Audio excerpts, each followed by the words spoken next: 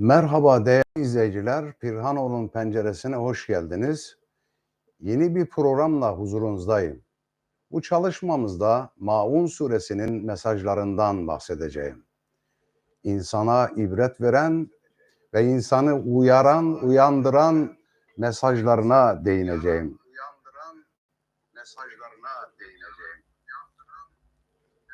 Evet, bu programda Ankebut suresi 45. ayetin devamı olan Maun suresine değineceğiz. Evet, 45. ayette yani Ankebut suresinin 45. ayette namaz insanı çirkin, kötü işlerden alıkoyar buyuruyor. Namaz nedir? Salat nedir? Kur'an'da salat kavramı ne anlama gelmektedir? Ritüelli namaz mı nedir? Gerçek manada kılınan namaz nasıldır? Destek vermek ve destek almak ne anlamına gelir? Asıl gerçek namaz nedir? Salat nasıl ikame olunur? Bu konular üzerinde derinlemesine bir çalışma sunacağım sizlere. İyi seyirler değerli kardeşlerim. Lütfen kanalıma abone olarak destek vermeyi, beğeni, yorum ve paylaşımlarda bulunmayı unutmayınız. Şimdiden hepinize teşekkür ederim. Evet, konuya başlayabiliriz. Bismillahirrahmanirrahim. Sevgi ve merhameti sonsuz Allah'ın adıyla. Evet, içinde yetim ve yoksul olmayan salat ne demektir? İçinde yoksul ve yetim olmayan salat ne demektir? Ankebut suresi 45. ayetle başlayalım. Değerli izleyiciler, Bismillahirrahmanirrahim. Ütlü ma uhiye ileyke minel kitabi ve akkimis salâ. İnne salâte tenhâ anil fahşâi vel münker. Ve le zikrullahi ekber. Vallahu ya'lem ma tesna'un. Sadakallahul azim. Elbette sözün en doğrusunu Yüce Allah söyler. Bu ayetin manasında şöyle buyuruyor. Müminlere en önemli ve öncelikli farziyet olarak meali ve manasıyla sana kitaptan vahyedileni ayetleri dikkatle ve süratle, ciddiyetle oku ve namazı dosdoğru kıl diyor. Namazı dosdoğru kılmak nedir? Biraz sonra açıklayacağım. Gerçekten namaz fahşadan yani çirkin işlerden, hayasızlıklardan, münkerattan, tüm uygunsuz ve kötü davranışlardan mümini alıkoyup engelleyecektir.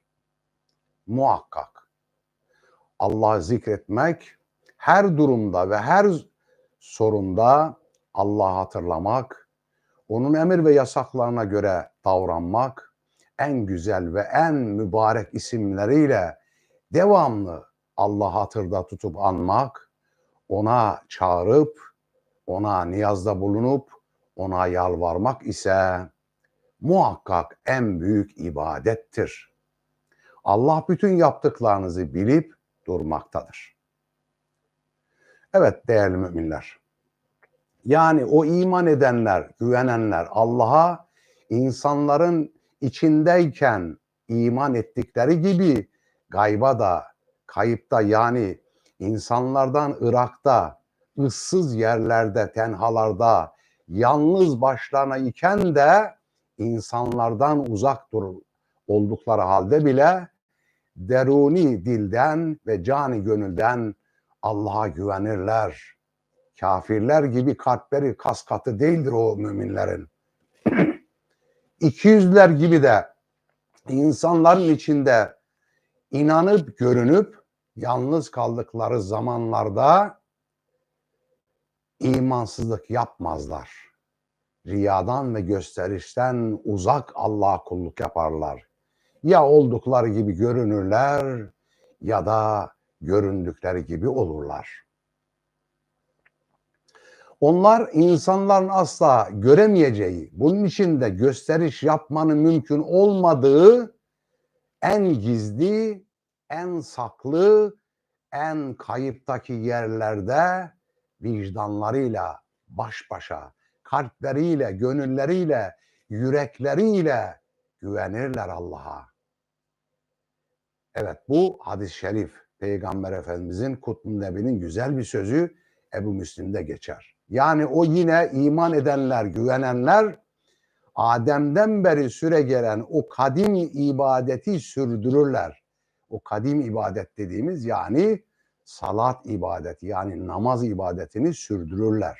Namaz ibadeti Hazreti Adem'den başlamıştır ve günümüze kadar bütün nebiler kılmışlardır ve bütün nebilerin ümmetleri namazı kılmışlardır. Desteği, yani yardımlaşmayı, dayanışmayı ayağa kaldırırlar. Namazın, yani salatın bir anlamı da destek vermek ve destek almaktır ki işte o desteği, yardımlaşmayı, dayanışmayı ayağa kaldırırlar. Zaten namazın bir rüknü nedir? O da kıyamdır, yani ayağa kalkmak, yoksulu ayağa kaldırmak, fakiri ve yoksulu muhtacı ayağa kaldırmak, miskini ayağa kaldırmak, yetimi elinden tutup ayağa kaldırmaktır. Bunun için gerekli tüm önerileri alırlar o müminler. Allah'ın kullarının kendi ayakları üzerinde durarak, kimseye muhtaç olmadan ve sadece Allah'tan yardım isteyerek yaşaması için gerekli bütün destek, dayanışma, yardımlaşma kurumlarını oluştururlar. Bu çok önemli bir mesaj. Bakın, dikkat buyurun. Yani sürekli fakir, yoksul, garip, kuraba, fakir, fukara, muhtaç ve yetimlere sürekli sadaka vermek yahut da sürekli onları bir maddiyata, paraya bağımlı hale getirmek aslında bir bakıma kısa süreli bir çaredir ama esas doğru olan nedir? Onların da üretim yapabilecekleri bir yardıma ulaşmalarıdır. Zira sürekli olarak bunlara, yani fakir, garip, kuraba, fakir, fukara, yoksul ve muhtaç ve yetimlere sürekli vermek ise onların tembelleşmesine de neden olur. Bütün bunları başarabilmek için de deruni dilden ve cani gönülden Allah'a yakarır, ondan destek isterler. Hani destek verirler ve destek alırlar derken Allah'tan yardım alırlar ve onlar yardım ederler.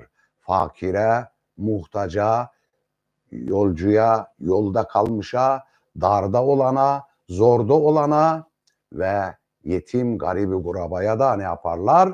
Destek verirler. Her yerde onu ararlar ve anarlar Allah'ı. Bütün bunların kendisine toplandığı salat, yani namaz diyoruz. Bunun için dinlerin de direği ve aynı zamanda imanların da miracıdır namaz. Ne güzel ibadet değil mi?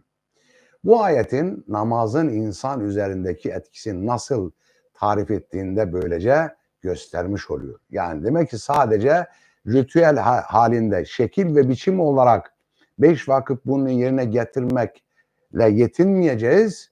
Onun içeriği vardır, manası vardır, özü vardır.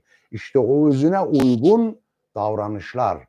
Yani yetimi görüp gözetmek, fakir ve fukarayı görüp gözetmek, ayağa kaldırmak, yoksulu muhtaç olmaktan kurtarmak ve darda ve zorda kalmış olan insanları ayağa kaldırmak. Yani onları da ayaklar üzerinde durabilecek bir maddiyata ulaştırmaktır.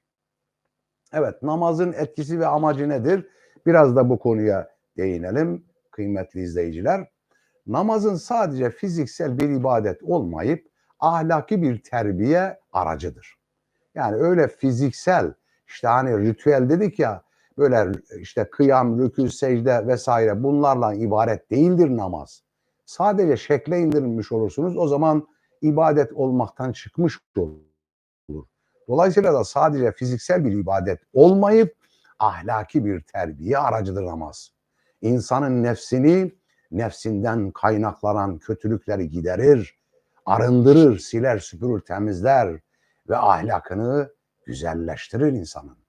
Ahlaki güzel olan insan yalandan, talandan, gıybetten, haramdan, günahtan, yetim malı yemekten, kamu hakkı yemekten uzaklaşır, titiz davranır, muttakiler gibi takva sahibi olur ve Allah ile bağını böylece güçlendirmiş olur. Günde 5 vakit huzura çıkmak ne güzel bir disiplin değil mi? İnsanı hata yapmaktan alıkoyacak güzel bir disiplindir namaz ibadeti. Günde 5 vakit huzura çıkıyorsunuz, hesap veriyorsunuz, içinden deruni bir şekilde Cenab-ı Hakk'a hatalarınız ve kusurlarınız varsa onu onunla paylaşıp Allah'tan af dilemiş oluyorsunuz. Hele kullara yönelik, yani kul hak dediğimiz insan haklarına yönelik hataları ise, kusurları ise yapmamaya yönelmiş oluyorsunuz. Evet, demek ki Allah ile bağımızı güçlendirmiş olur bu salat ibadeti. Allah ile bağı güçlenince insan hataları, kusurları azalmış olur. Kötülüğe yönelimi de böylece engellemiş olur namaz. Şimdi Maun suresinin içeriğine geçebiliriz. Evet, Bismillahirrahmanirrahim. Eraeytellezî yükezzib biddin fezâlikellezî yed'u'l yetim ve lâ yahud alâ ta'amil miskin feveylül lil musallînellezîne hum an salâtim sâhun ellezîne hum yurâûne ve yemne'ûnel mâun. Sadakallâhul azîm. Rabbimiz buyuruyor ki, dini yalanlayanı gördün mü? Öksüzü hor görür o. Yoksulu doyurmaya teşvik etmez o. Salat edenlerin vay haline. Onların salatı boştur. Gösteriş yapıyorlar. Zaruri ihtiyaçların, yani maun yerine ulaşmasına mani oluyorlar. Tabi burada feveylün lil musallin ayeti geçti. Yani yazıklar olsun o salat edenlerin vay haline. Ne demek isteniyor burada? Yani salat ibadetini cani gönülden, deruni bir aşk ile, şevk ile, zevk ile ve huzur ile ve içtenlikle kalpten gelerek, korkmadan, çekinmeden bu ibadeti yerine getirenlere ve aynı zamanda yoksulu, fakiri, fukarayı, yetimi görüp gözetenleri, ayağa kaldıranları kastetmiyor bu ayet. Elbette sadece o ibadeti, namaz ibadetini yaparken yetim itip kakıyor, yoksulu doyurmuyor, doyurmaya teşvik etmiyor, fakir ve fukaranın halinden anlamıyor ama namaza da devam ediyor. İşte burada kınanmış olan o sıfata sahip olan kimselerdir. Cenab-ı Hak cümlemizi böyle olmaktan mahfuz ve muhafaza eylesin. Evet değerli kardeşlerim, bu surede özellikle hesap gününün inkar edenlerin ve dini sadece gösteriş için yaşayıp kalben içselleştirmeyenlerin salatı, namazı bir gösterişten ibarettir deniliyor. Sadece bir ritüeldir buyuruluyor. Yetimlere ve fakirlere yardım etmeyenlerin, gösteriş için ibadet edenlerin kınanmasını anlatıyor bu sure değerli kardeşlerim. Bakın mesela size bir örnek vereyim. Öyle ki salatı ihmal etmiyor, yani namazı kılıyor. Hatta haccını bile yapıyor. İçimizde yaşayan birisi olarak diyelim ki birisini tanıyoruz, biliyoruz. O burada yetim hakkı yemiş, kamu malından götürmüş, efendim helal ve haram demeyip büyük bir zenginlik yaşamış. Ama Beytullah'a gidince de orada en yüksek kulenin tepesinde, işte diyelim ki 100. katta Kabe'yi görecek şekilde bir odayı kiralıyor binlerce dolara ve oradan Kabe'yi izliyor, oradan ibadet yapıyor ve orada da tam böyle teşekküllü sofraya oturuyor ve yemeğini yiyor. İşte onu ayıplıyor bu ayetler. Yetimin hakkını yemiş, kamu malından çalmış, fakiri fukarayı görüp gözetmemiş, yanı başındaki perişanlık içerisinde komşusunu görmemiş, görmezlikten gelmiş ama namaz ibadetini de elden bırakmıyor. İşte onu eleştiriyor bu ayetler kıymetli izleyiciler. Şimdi birazdan namazın bilinçli ve edası ile ilgili biraz mülahaza edelim. Kıymetli izleyiciler, namazın sadece bir ritüel değil, kalpten yapılan samimiyet ve içtenlikle yerine getirilmesi gereken önemli bir ibadettir. Maun suresinde eleştirilen ibadeti yalnızca gösteriş için yapan kişilerin durumunu anlatıyor. Yani gösteriş, görsünler, desinler, bilsinler diye yapıyor bunu. Nitekim öyle yapmakla da sureti haktan görünüyor ve bir bakıyorsunuz ki en yüksek mevkilere birileri tarafından görülmüş, gözetilmiş olarak en yüce makamlara getirilmiş oluyor. Oysa ki o insan hem kendini aldatmış, hem karşı tarafı aldatmış, hem de insanları aldatmış oluyor. Böyle bir namaza Allah'ın ihtiyacı yoktur. Böyle bir namazda kılmaktan cümlemize muhafaza eylesin. Namazın bilinçli edası mutlaka içtenliktir. Yani samimiyettir, dürüstlüktür. Namazın sadece bir ritüel değil, kalpten yapılan samimiyet ve içtenlikle yerine getirilmesi gereken önemli bir ibadettir dedik. Maun suresinde eleştirilenleri de anlattık. Dolayısıyla da sonuç itibariyle baktığımızda Allah'ın rızasını gözeterek onun sevgi ve merhametine ulaşmak için ve özellikle destek vermek için, yani elde ne mevcut var ise yoksul, garip, kuraba, fakir, fukara dediğimiz o insanlara, yetimlere, darda kalmış, zorda kalmış insanlara malımızdan, paramızdan sarf edersek salatın çok ehemmiyet ortaya çıkacaktır. Şimdi ayetin başında dini yalanlayanı gördün mü diye başlamıştı. O ne demektir? Öksüzü hor görür, yoksulu doyurmaya teşvik etmez bu kimse. Yani ne yapıyor? Salatı kılıyor, namazı kılıyor ama öksüzü hor görüyor, horluyor ve yoksulu da doyurmaya teşvik etmiyor. Kendisi yapmadığı gibi yoksulu doyurmaya da teşvik etmiyor. Yoksulu doyurmaya çalışanların da hayra mani olmuş oluyor ki maundur o. O salat edenlerin vay haline, onların salatı boştur diyor Allah-u Teala. Gösteriş yapıyorlar. Zaruri ihtiyaçların, yani maun diyoruz buna, onun yerine ulaşmasına mani oluyorlar. Toplumumuzda zaruri ihtiyacı olan insanlar çokça var. Ama biz de varlık içerisindeyiz. O darlık içinde olan insanları görüp gözetemiyoruz. Bu nasıl bir haldir? Bu nasıl bir haleti ruhiyedir? Günde 5 vakit Allah'ın huzuruna çıkıyoruz. Yani imkanlarımız var, fırsatlarımız var, paramız var vesaire. Ama işte o öksüz, yoksul, yolda kalmış, darda ve zorda kalmış olan insanları da görmezlikten geliyoruz. Evet, maun sözlükte avene kökünden mastar olarak yardım etmek, orta yaşlı olmak demek manasına gelir. Orta yaşlı olmak avan, yardım etmek, ihane, yardımcı, muavin, yardımlaşmak, el birliği etmek, teavün, yardım istemek, istiane, yardım, destek, medet, ikramiye, burs, destek, ihane, buna benzer gibi bu kök kavramları çoğaltabiliriz. Maun en tabii yardım manasında temel ve zaruri ihtiyaçlar diyoruz buna. Yani havaici asliye. Havaici asliye. Yani haceti asliye, zaruri ihtiyaçlar manasına gelir.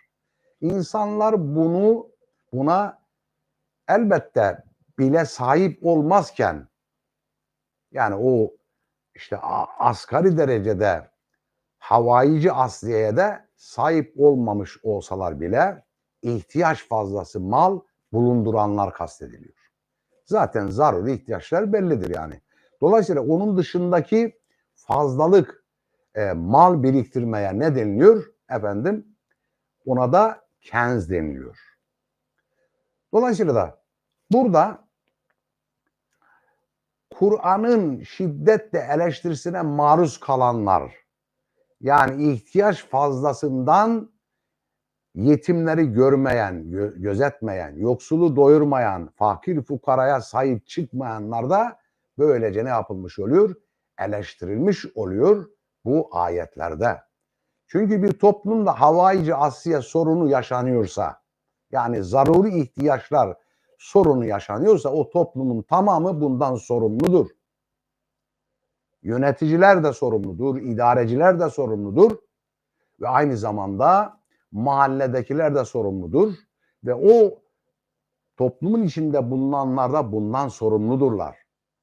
Yani zaruri ihtiyaçlara sahip değil. Öyle insanlar var ki milyonlarca. Dolayısıyla da bundan o toplumun tamamı bundan sorumludur. Dikkat edilirse Kur'an almayı değil de sürekli olarak vermeyi teşvik ediyor bize. Almayı değil, vermeyi bize ne yapıyor? Kur'an-ı Kerim teşvik ediyor. Yani insanlara ihtiyaçlarınız için yardım isteyin. İhtiyaçlarınız için yardım isteyin demiyor, bakın dikkatli olun. İhtiyacı olanlara yardım edin diyor. İstemek söz konusu olunca Fatiha'da geçtiği gibi ancak senden yardım isteriz. İyyâke nesta'in dedirtmiş oluyor. Ve Allah'tan başkasından istemeyi çok görüyor. İsteyeceksek ondan isteyeceğiz. Ama vermek söz konusu olunca zekat, sadaka, hayır, karz-ı hasen. Geçen hafta işlemiştim karz-ı haseni. Yani geçen hafta dedim 2 gün önce işlemiştim. Lütfen orada YouTube'da bakabilirsiniz. Karz-ı hasen konusunu işledim. Bunu da izleyebilirsiniz. Karz-ı hasen aynı zamanda ita ve hepsini ısrarla öğütlüyor ki teşvik ediyor bize Kur'an-ı Kerim. Bütün bu kavramlar Kur'an'da mevcuttur. Veren el, alan elden üstündür buyuruyor. Değişinde geçtiği gibi alan el değil, sürekli veren el olmak. Ne güzel bir şey değil mi? Söylemek güzel ama yapma noktasında sıkıntılarımız var. İsterken Allah'a, verirken insanlara yönelen bir kişiliktir bu işte. İşte mümin budur. İsterken Allah'tan istiyor ama verirken insanlara yönelen bir kişilik, bir kimlik, mümin, Müslüman kimliği bu. Kendileri muhtaç durumda olmaktan çıkararak kendi ayaklar üzerinde duran, insanlara da yük olmayan, bilakis yükü üstlenen, omuzlayan, paylaşan, bölüşen, üleşen, özgür, bağımsız bir onurlu kişiliğe sahip kılmak lazımdır. Yani o yardımlarda yaparken öyle sürekli böyle maaş verir gibi yardım etmek de çok fazla önemli değil. En önemlisi o yardıma muhtaç olan, işte yoksul, fakir, garip kuraba ya da yetim. Bu kimselerin kendi ayakları üstünde durabilecekleri bir maddiyata, imkana sahip olmalarını sağlamaktır.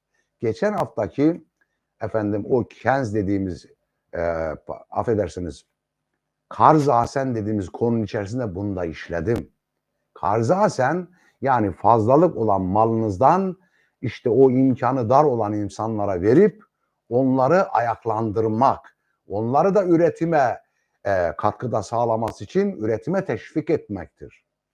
En azından kapitalizm tutarlı olmak istiyorsa insanların muhtaçtan kurtulup kendilerinin üretim yapmaları yolunda iyileşme yapılmalıdır. Bugünkü kapitalist sistemde sürekli alıyor ama vermiyor. Bir bakıyorsunuz ki sistemden nemal alıyorlar ve büyük holdingler oluşturuyorlar ve para üzerine para, mal üzerine mal, emlak üzerine emlak oluşturuyorlar. Milyon dolarlara sahip oluyorlar. Bir bakıyorsun ki işte çalışana ücretini tam vermiyorlar yahut işte muhtaç olan insanlara el atmıyorlar maalesef. Dolayısıyla da burada işte o konu da eleştirilmiş oluyor.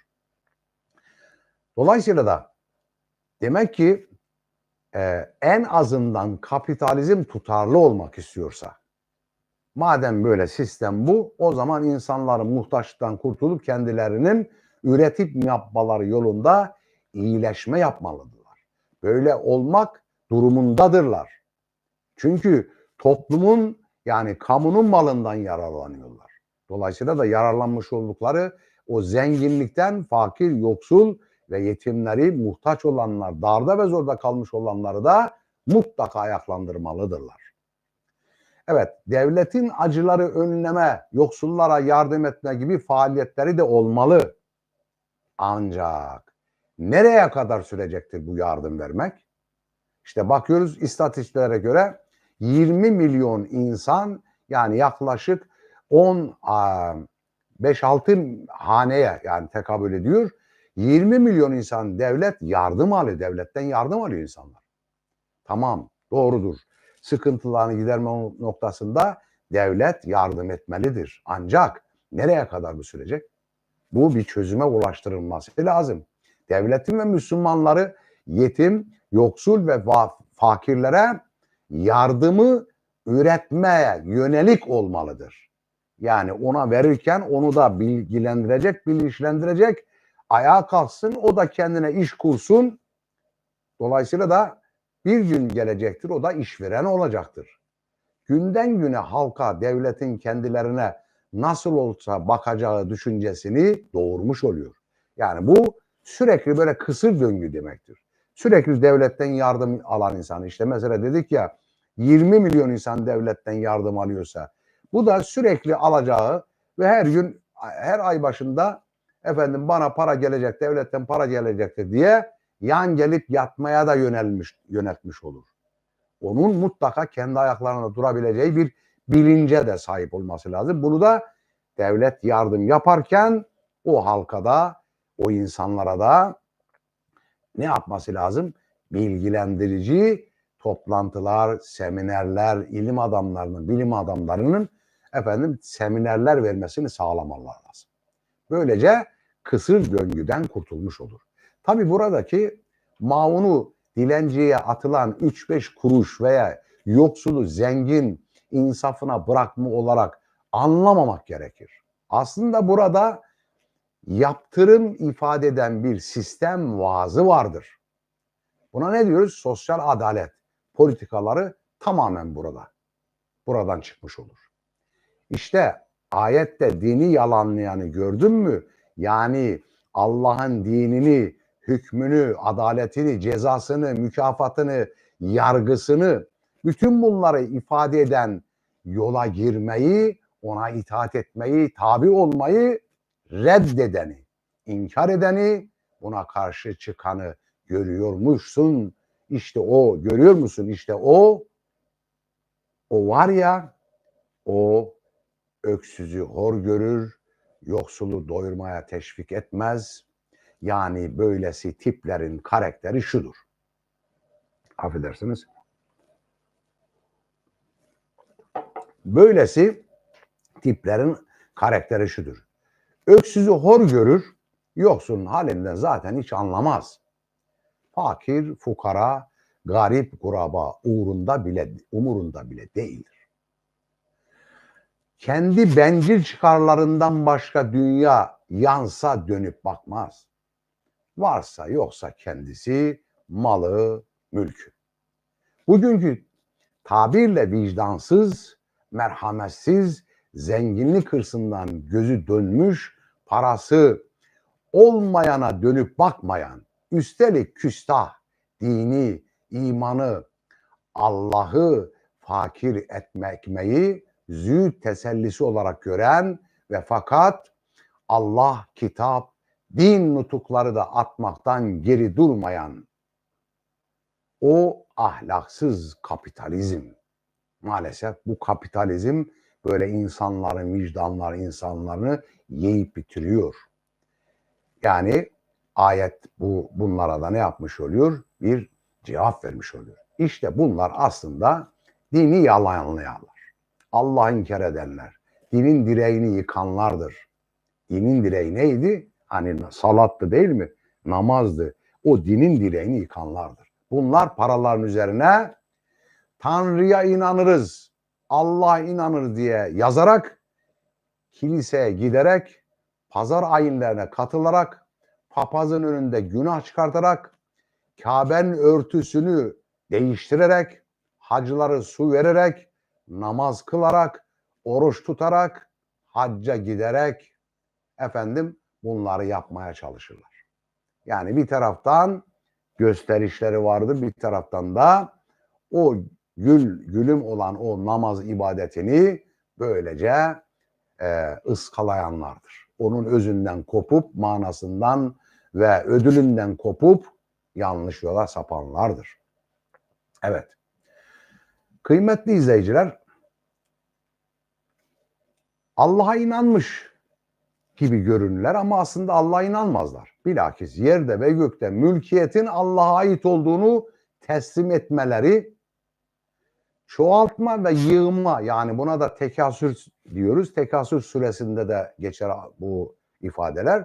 Tekasür yarışına girmemeleri, engelleri ellerindekini paylaşarak, bölüşerek, öksüzü ve yoksulu gözeterek, mustazafın yani ezilenlerin sınıfına geçerek, yani kum tepelerinden inip kumlara karışarak aynı zamanda tasdiklediklerini ispat etmeleri de gerekir.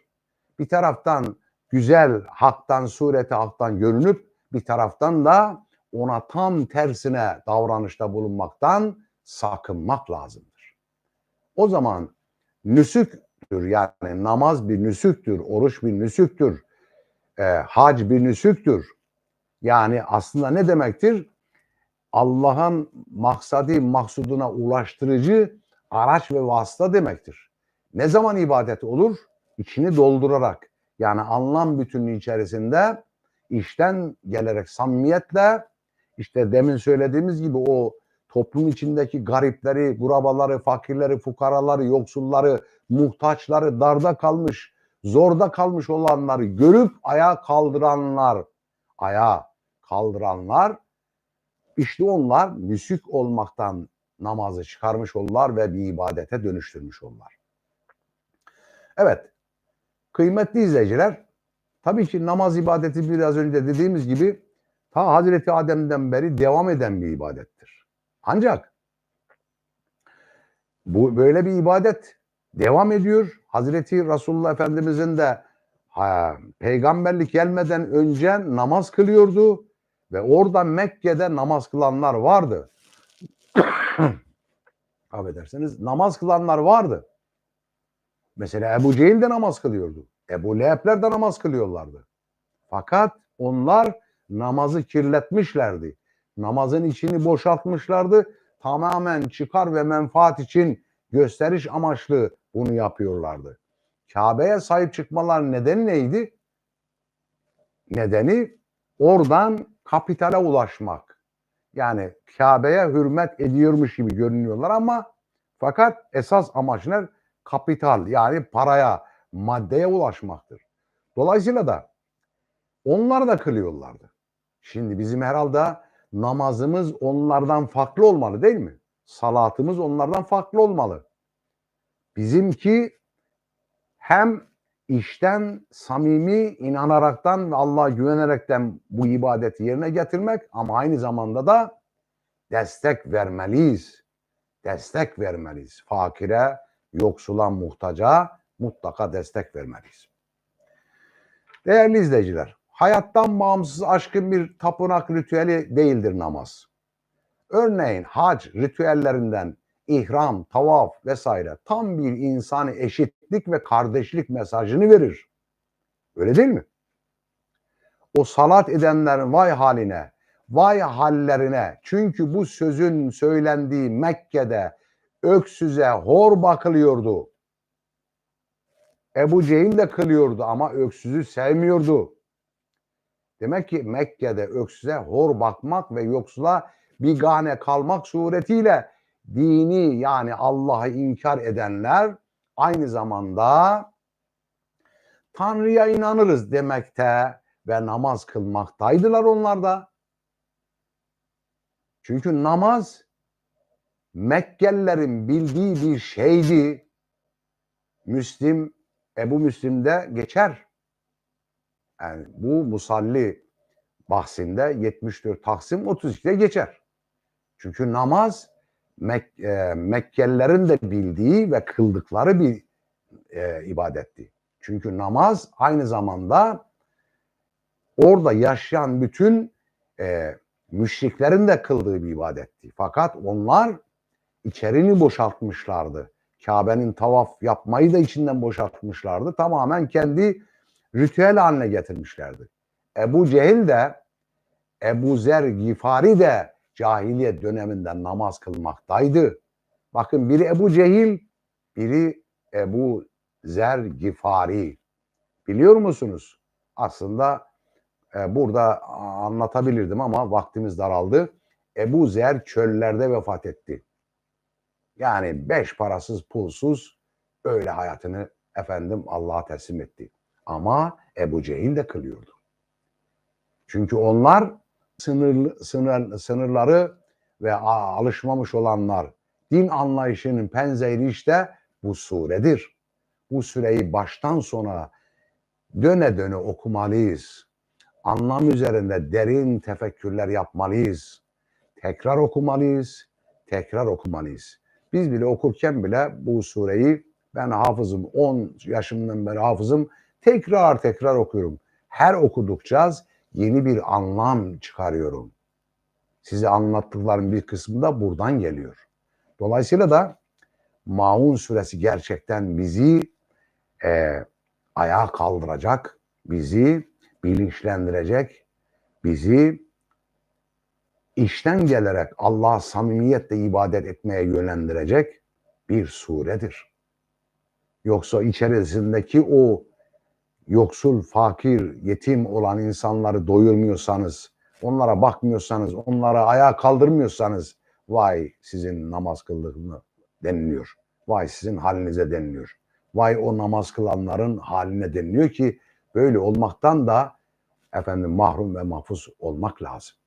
Kendimizi korumak lazım ve bu ibadeti, namaz ibadetini yerine getirirken içtenlikle, samimiyetle yerine getirmeliyiz. Ben Müslümanın zengin olanını severim diyor.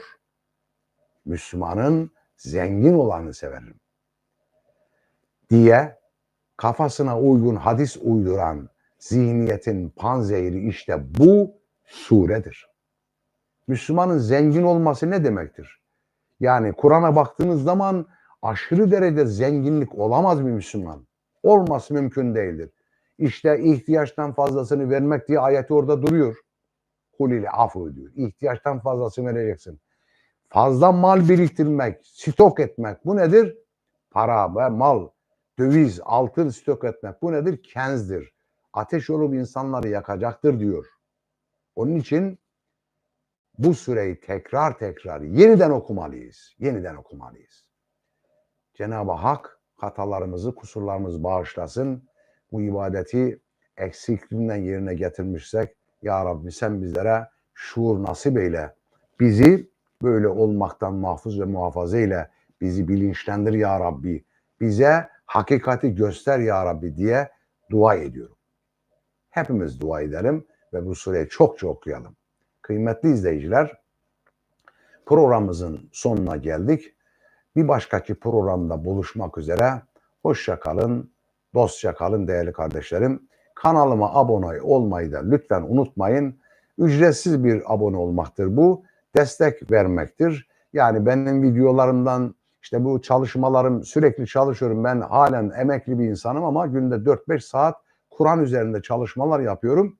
Dolayısıyla da bu çalışmalarımdan haberdar olmak istiyorsanız ve videoların da devamını izlemek istiyorsanız o zaman lütfen abone olun. Küçük de bir yorum bırakın oraya ve aynı zamanda sorularınız da varsa oraya sorularınızı da bırakırsanız ben onları dikkate alacağım. Hoşça kalın, dostça kalın değerli kardeşler.